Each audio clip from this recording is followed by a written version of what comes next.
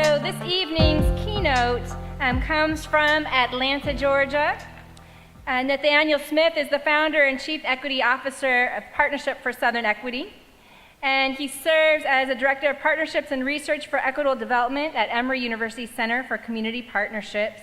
And his bio is in your little packet, along with all the bios of our speakers for this evening. So with that, I encourage Nathaniel to come up and share some opening remarks.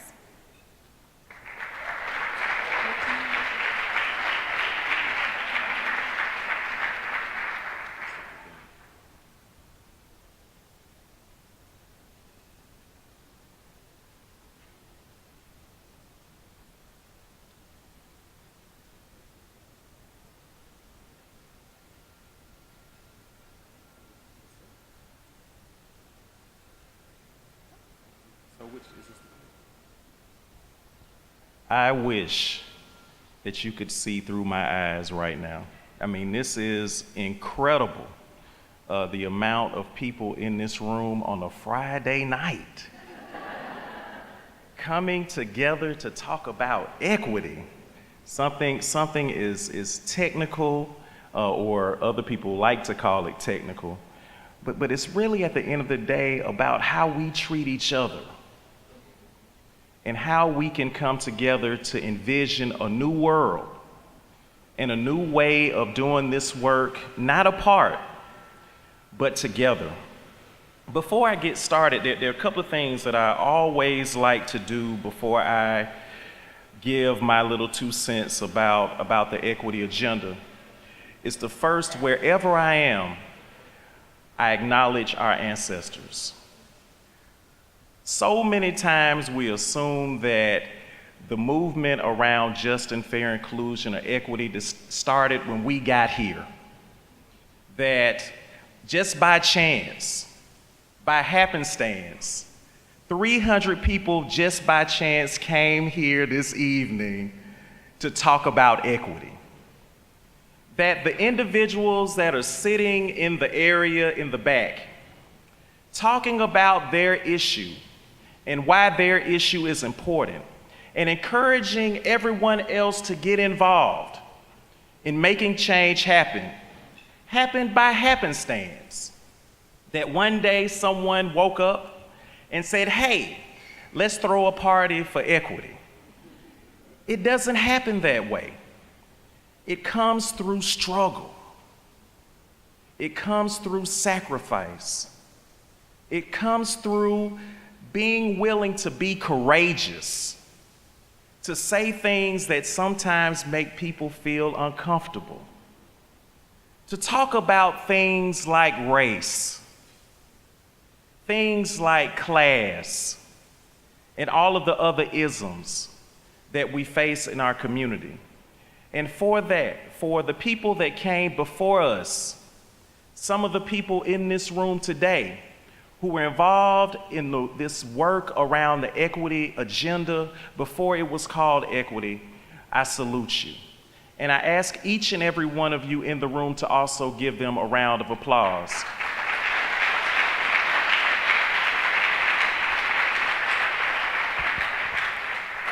And so, to a certain extent, that is where I would like to start. Usually, individuals use the first part of their PowerPoint presentation to just say this is what this conversation is all about, but I wanted to leave you with a visual.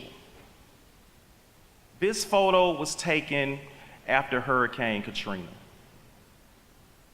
of a woman who was standing in line, waiting for her opportunity to have shelter, to have food, and to have the amenities.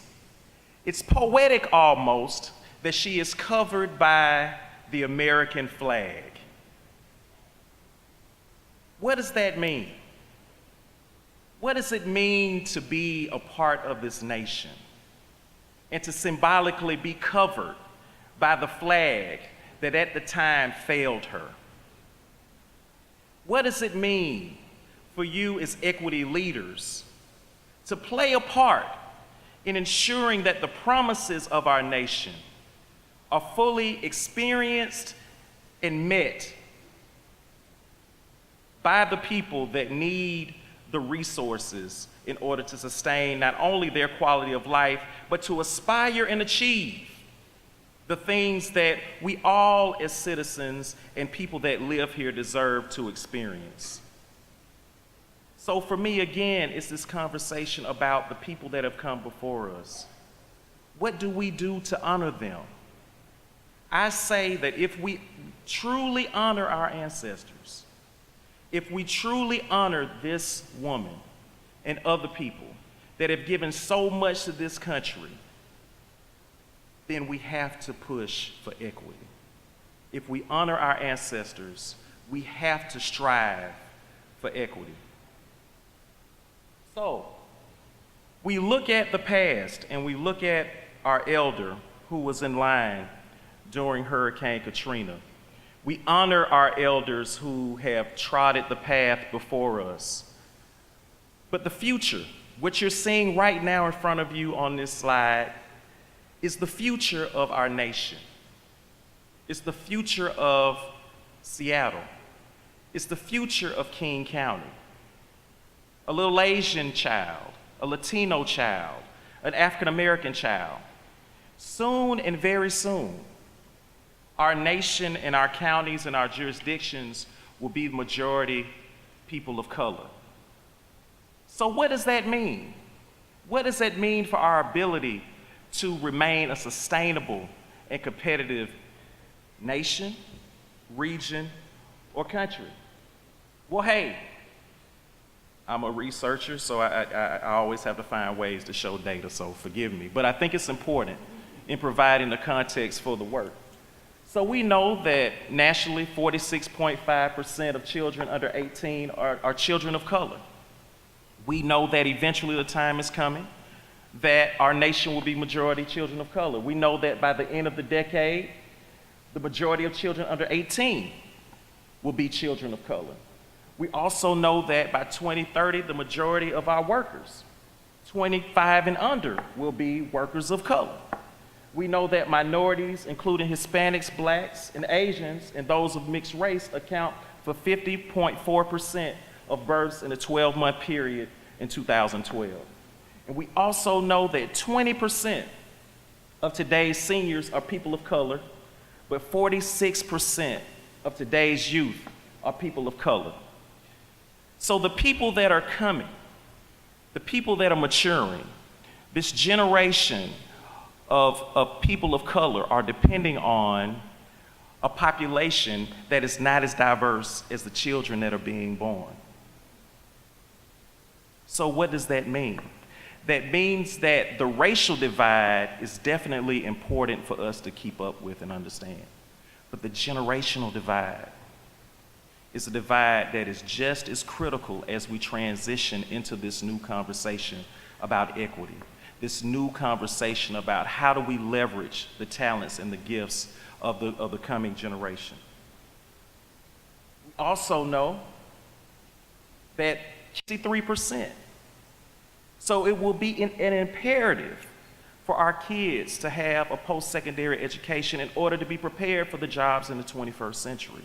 But yet at the same time, our children, specifically children of color, there's still a disparity in graduation rates. And I heard the data point earlier by your executive about the household income between King County's wealthiest zip codes and poorest zip codes differ by more than $100,000. Again, how does place connect with race and space to create the challenges that we face in our communities?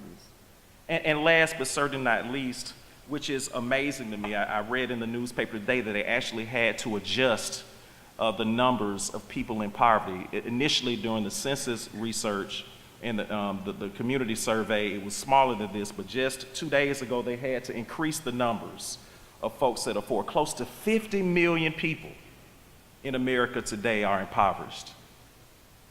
What does that mean for our future? And for me, I propose to you that through all of these changes, through all of the challenges that we go through as a community, that equity is our saving grace. It is not just a tactic, but a way of being. And it will be the strategy that we can use to move forward. So we're here in King County, named after my hero and a son of Atlanta, a son of my institution, Morehouse College, that I graduated from. I always have to give Morehouse a shout out. Forgive me. But he said something that was pretty profound. He envisioned something and an understanding of this work called the network of mutuality. That we're in a network of mutuality, tied by a single garment of destiny. Whatever affects one directly affects all indirectly. What was Dr. King saying? He was saying that what happens on the south side of the county affects what happens on the north side. Whether we want to acknowledge it or not, what happens in our educational system affects what happens in our corporations. What happens when it comes down to our environmental health affects our ability to have a chance to have a strong workforce that will assist in moving this community forward to create a more sustainable and competitive economy. So if we acknowledge this fact, then one community, one silo, does not have a monopoly on the answers to the problems that we face today. That it will take all of us to come together and understand this network of mutuality and to leverage it in a way that will create the type of not only change and vision, but action. Actions that we need in order to move this work forward. So we know that sprawl has been a huge challenge for many communities around our country. We know that on many occasions we assume that sprawl and from a perspective of equity affects low wealth communities and communities of color. But it's more than that.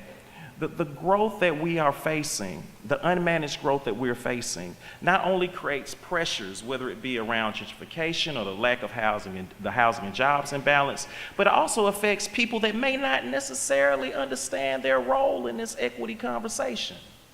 Issues around water, issues around air, issues around accessibility, issues around taxes, all are affected by how we grow.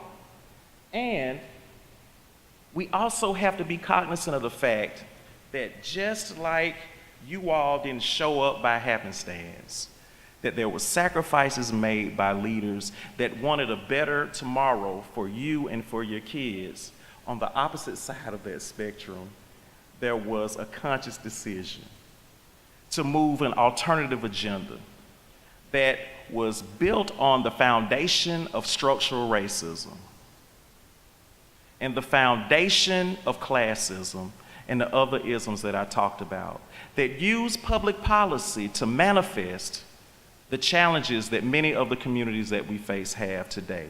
And if we don't acknowledge that, if we don't acknowledge the role of structural racism in the manifestation and the development of the public policies that hurt the communities that we care about today, then it will be a challenge for us to fully understand how we can create an inclusive system to replace the system that we're being affected by today. So we know this. We know also that if we know the challenges that we're facing, that incorporating these equity indicators in this new paradigm of equity, not just from the perspective of looking at it as a moral imperative, but again, looking at it as the superior growth model for our nation and our region, will provide the guiding star that we need to move forward collectively for a brighter tomorrow.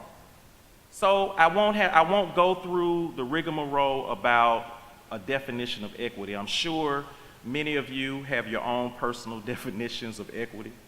I know that there have been robust conversations about that, but within the context of the organization that I lead, this is our definition. Basically, we believe that equity is just and fair inclusion. And there are other aspects to that as well. But this is the piece that I wanted to focus on. Because I think on many occasions, and some people may be a little bit more sophisticated than others, but they use the term equality and equity synonymously.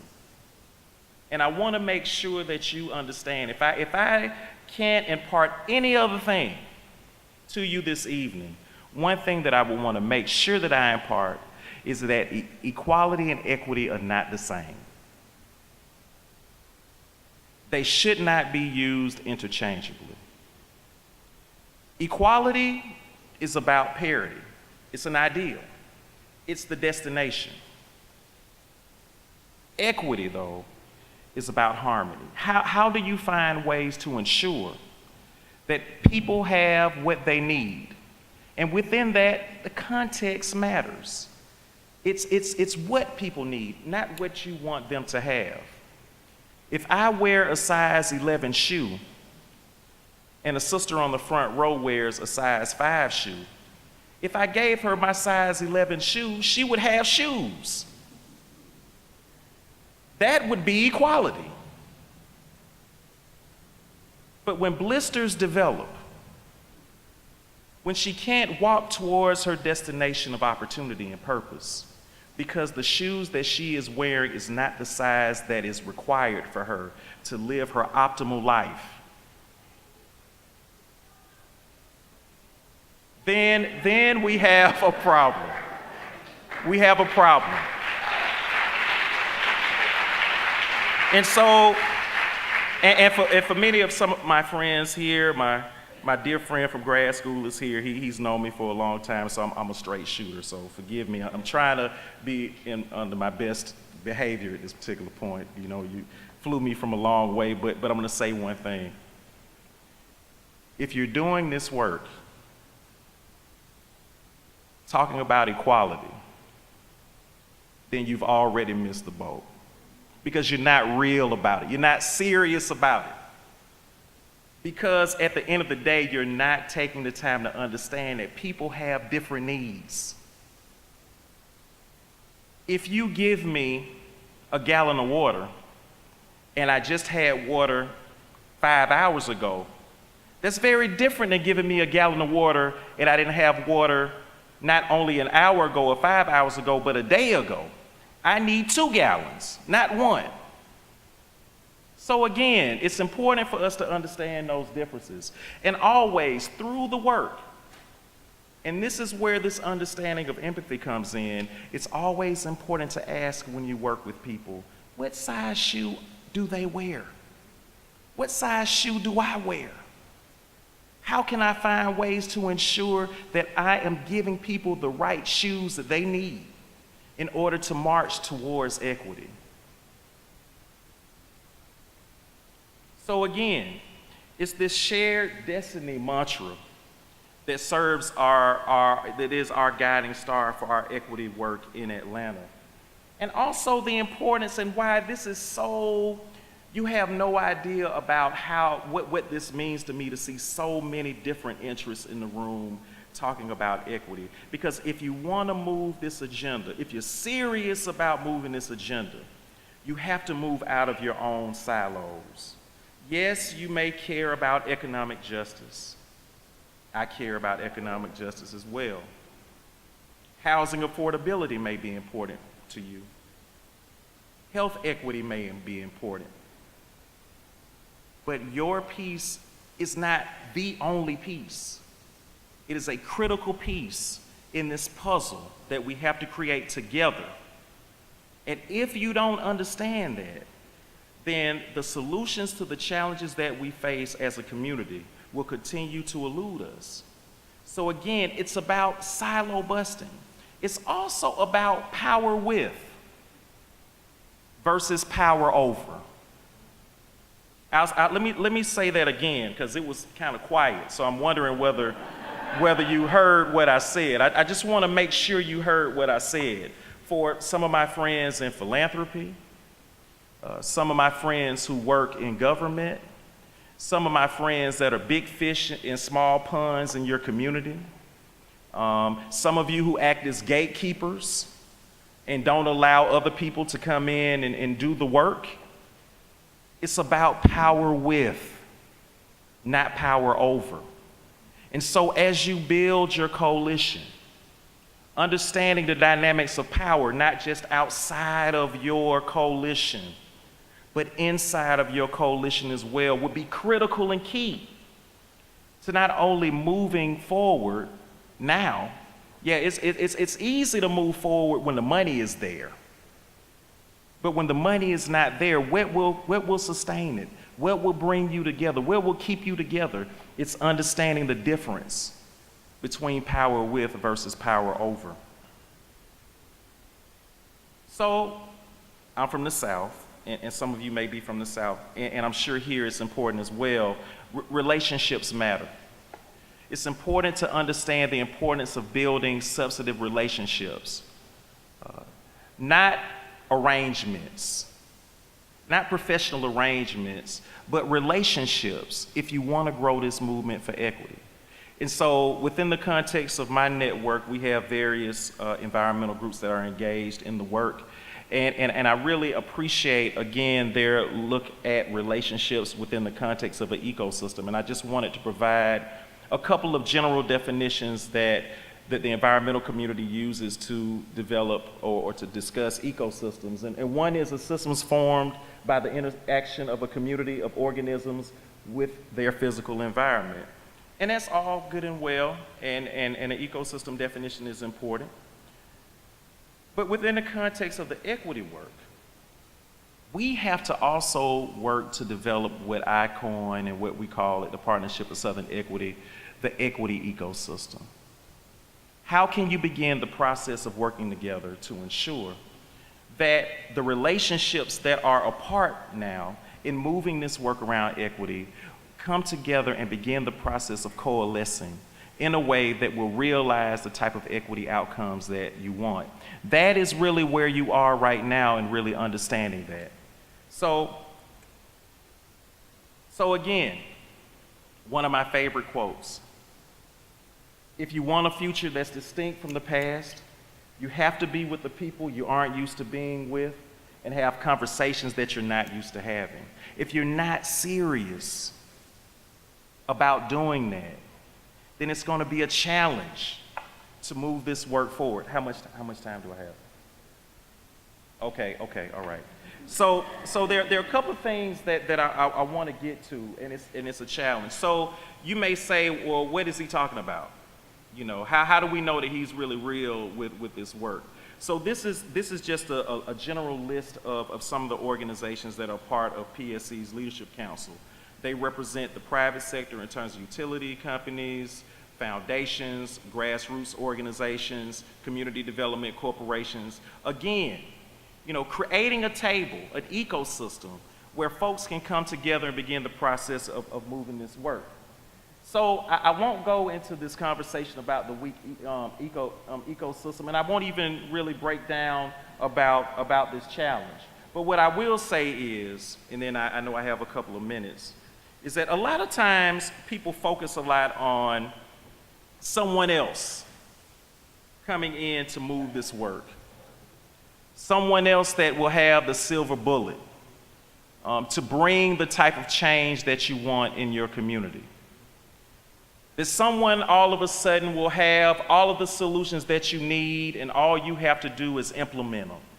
Well, I'm here to tell you, the cavalry is not coming. The cavalry is not coming. Don't wait on the cavalry.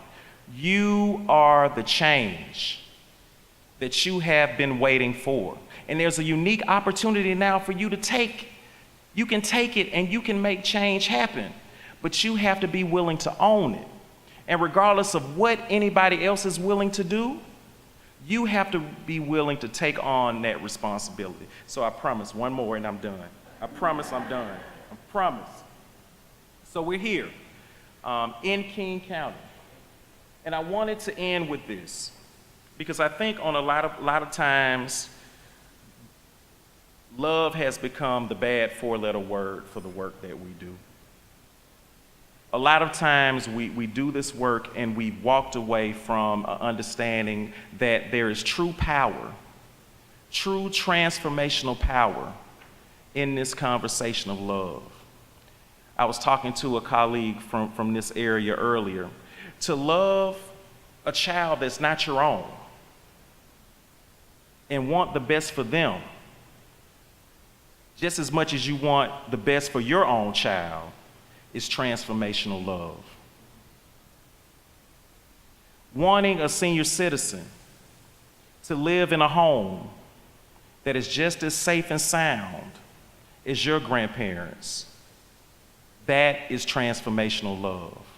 And there's power in that. So I wanted to leave you with this quote, and then I'll sit down, but I think it's one of my favorite quotes. King said that power at its best is love implementing the demands of justice. Justice at its best is love correcting everything that stands against love. And I encourage you to do that, and I'll be rooting for you every step of the way, and I look forward to hearing great things from you in the future. Take care. Have a nice evening.